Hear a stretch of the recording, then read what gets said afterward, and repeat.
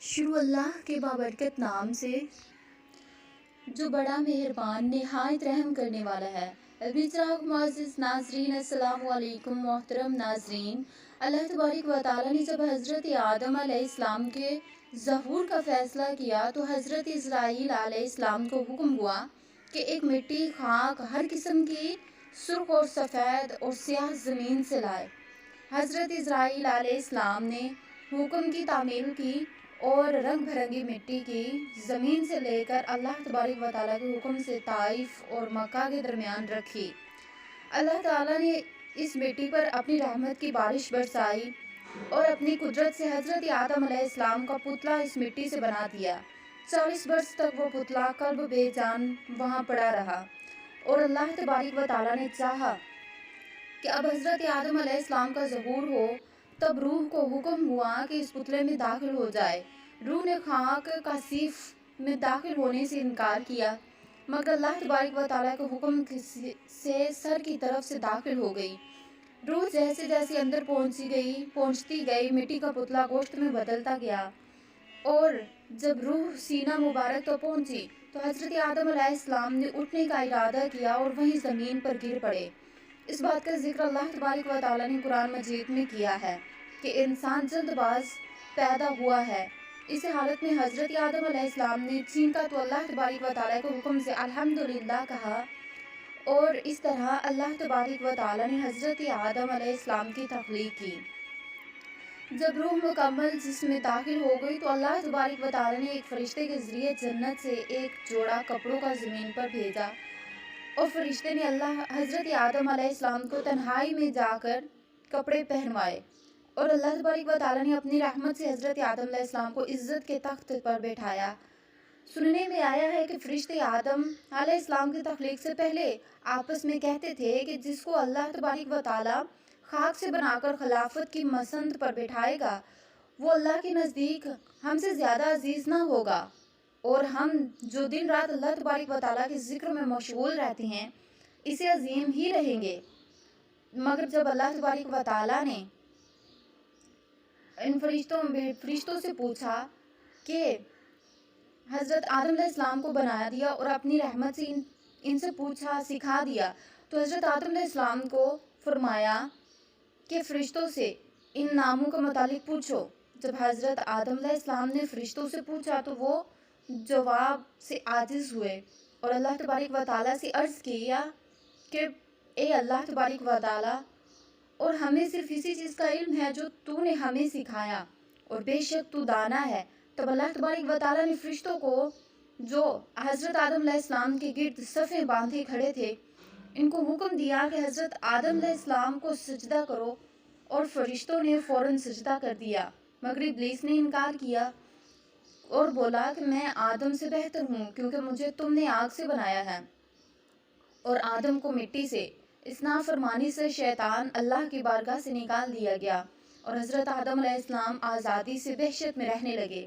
جب حضرت آدم علیہ السلام نے تنہائی محسوس کی اور کسی محرم کے بارے میں سوچا تو اللہ تبارک و تعالیٰ نے اپنی قدرت سے جب آدم سو رہے تھے تو ان کے پہلو میں ہوا کو پیدا کیا۔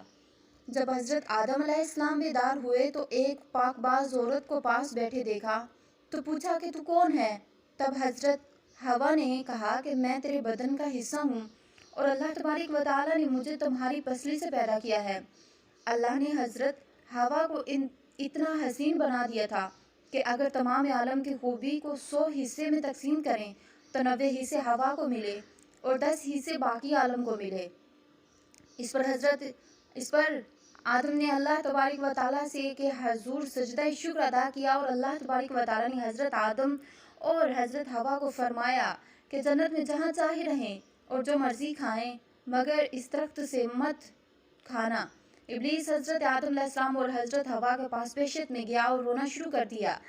آدم اور ہوا نے شیطان کو بالکل نہیں پہچانا اور پوچھا کہ کیوں روتا ہے؟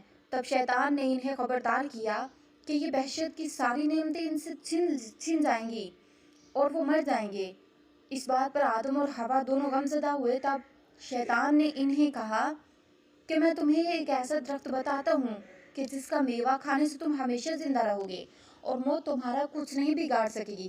آدم نے आदम के पूछने पर शैतान इन्हें इसी दरख्त के पास ले गया जिसके बारे में अल्लाह तबारक व तआला ने इन्हें मना किया था, मगर आदम अलैहिस्सलाम ने इसे खाने से इनकार किया और कहा कि वो हरगिज़ अल्लाह की नाफरमानी नहीं करेंगे।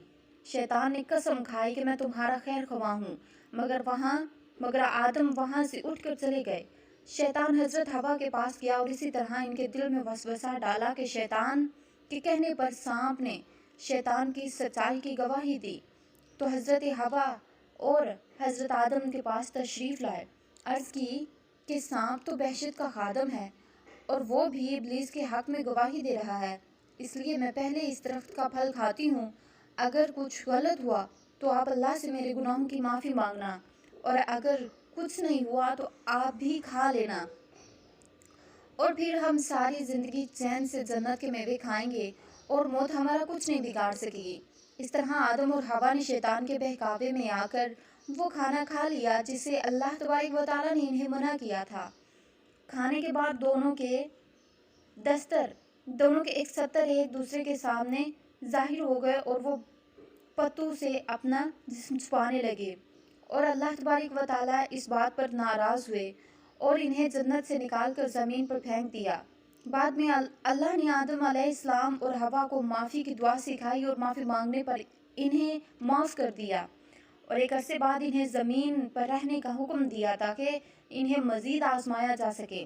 मर्द की पसली से औरत को बना के अल्लाह तबारक व तआला ने मर्द को अपनी हिकमत की तरफ इशारा दे दिया कि मैंने औरत की तख्लीक फरिश्तों की लाई हुई मिट्टी से नहीं की, बल्कि मैंने इसे तुम्हारे जिस्म के हिस्से से इसलिए निकाला कि औरत का तकद्दुस और पर्दा कायम रहे।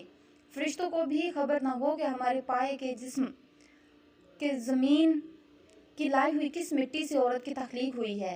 यानी औरत के तकद्दुस की हद तो देखिएगा, फरिश्तों से भी इसकी बनावट का पर्दा लाजमी करार दे दिया गया, और पहली औरत इस मर्द की पसली से निकली जिसकी वो पोशीदा कहलाई।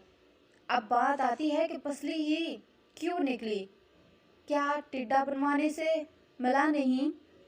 यहाँ भी हिकमत से खाली बात नहीं कि इंसानी जिस्म में दिल और बहुत से नाजुक हिस्से हैं, पसली के पीछे छुपे हुए होते हैं, यानी पसली एक ढाल है। इन नाजुक हिस्सों के लिए तो अल्लाह तबारक व तआला ने औरत को पसली से निकाल के ये नहीं बताया कि औरत में टेढ़ापन है, बल्कि इसने औरत को पसली से तख्लीक करके ये बात समझाई है कि औरत वक्त आने पर ढाल भी बन सकती है। औरत माँ, बहन, बेटी और बीवी भी है। किसी की इज्जत को मत उछलने, जितना हो सके हर बात में मस्बत पहलू तलाश करें, मनफी पहलू निकाल के अल्लाह की तख्लीक और बनाई हुई चीज़ों को मजाक ना उड़ाएं।